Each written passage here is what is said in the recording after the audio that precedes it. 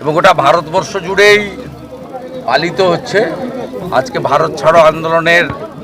বর্ষপূর্তি। এবং এক্ষেত্রে অবিভক্ত মেদিনীপুর জেলার সবচেয়ে গুরুত্বপূর্ণ ভূমিকা ছিল।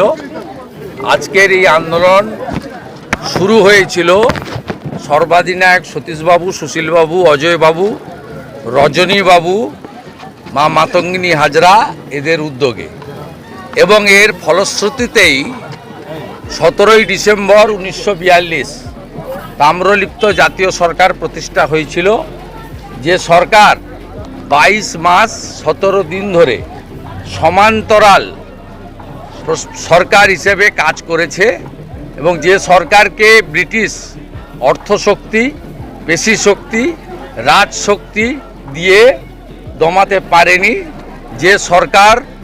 গান্ধীজির আহ্বানে